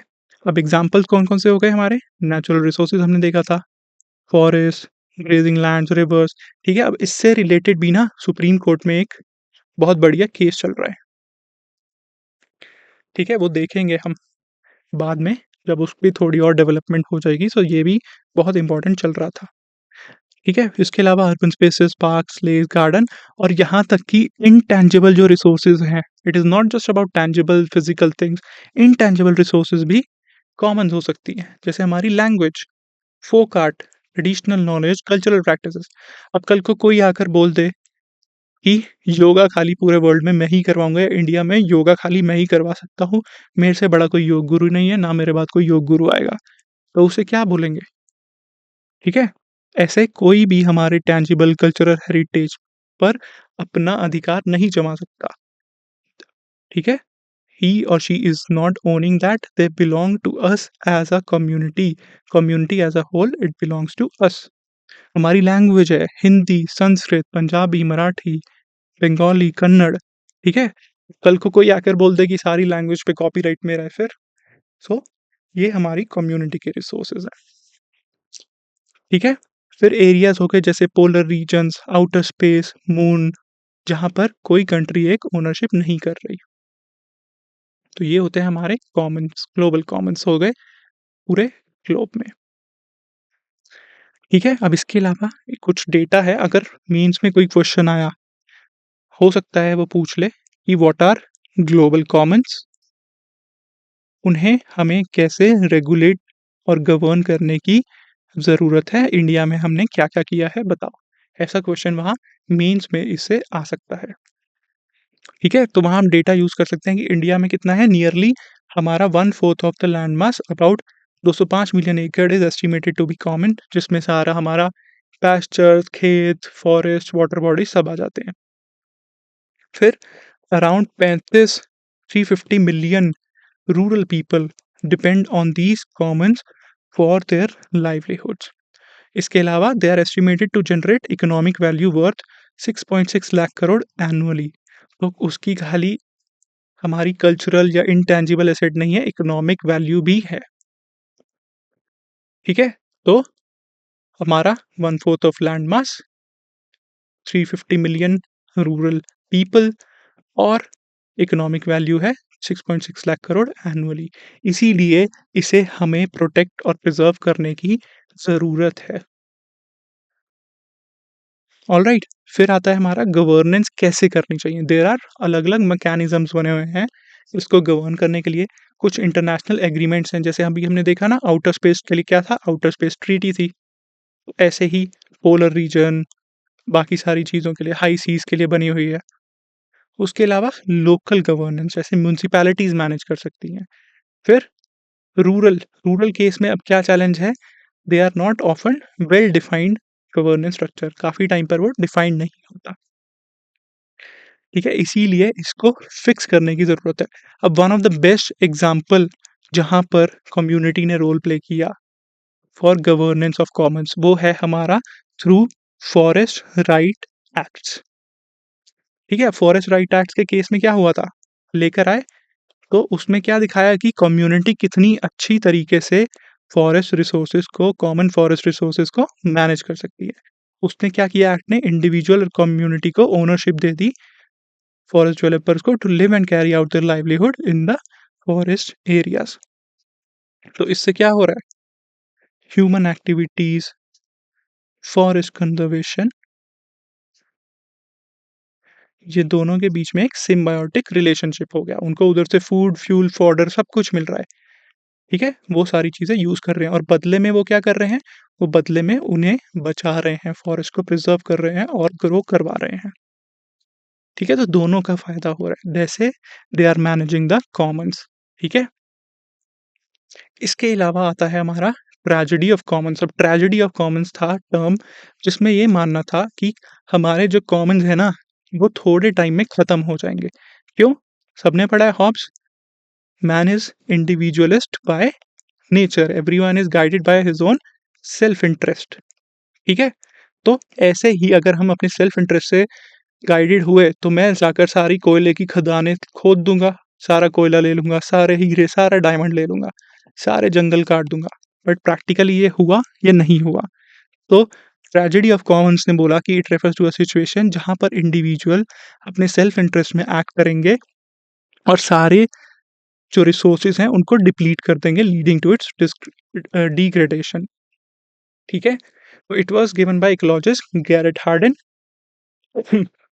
उसका उससे बचने का सॉल्यूशन ये था कि गवर्नमेंट आए या मार्केट आए जिससे हम उसे रेगुलेट करें या मैनेज करें। अब इसकी काउंटर थीसिस दी एलिनर ऑस्ट्रॉम ने। उन्होंने बताया कि अगर सेवरल लोकल कम्युनिटीज़ दिखाया कि पूरे ग्लोब में there are very good examples जहाँ कम्युनिटी आ रही हैं और खुद ही मिलकर गवर्नेंस स्ट्रक्चर्स बना रही हैं और उन्हें सस्टेनेबली मैनेज कर रही हैं कॉमन स्पेसेस को। तो there are lot of examples जहाँ पर कम्युनिटी मैनेज कर रही है। ठीक है?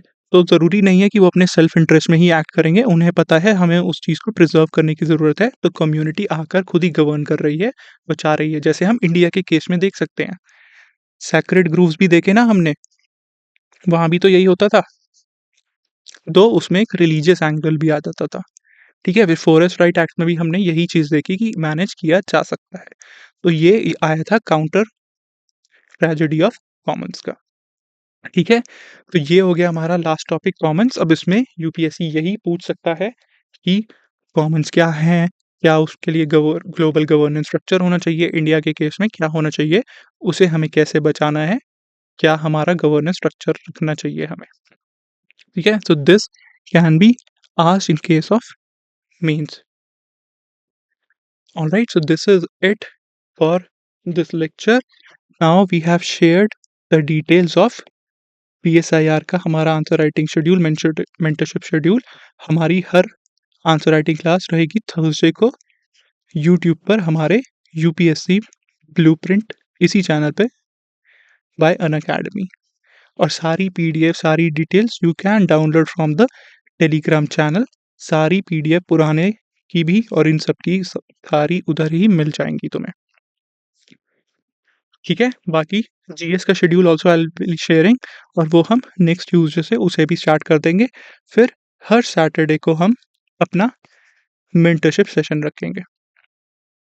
ठीक है? इसके अलावा I am also taking 2 more special classes जो अनअकैडमी प्लेटफॉर्म पर रहेंगी फॉर पर्सनल मेंटरशिप। कोई भी डाउट्स हैं बस फॉर्म में मेंशन कर देना और उस टाइम पर 4 पीएम अनअकैडमी प्लेटफॉर्म पर मैं लिंक शेयर कर दूंगा टेलीग्राम चैनल में। उस लिंक पर आ जाना, वहाँ पर तुम्हारे जो भी पर्सनल डाउट हैं हर किसी को इंडिविजुअली भी एड्रेस कर लेंगे। ठीक है? सो this is it for this session. If you have any other doubts, any other suggestions, please mention it in the comment section. All the best and have a great day.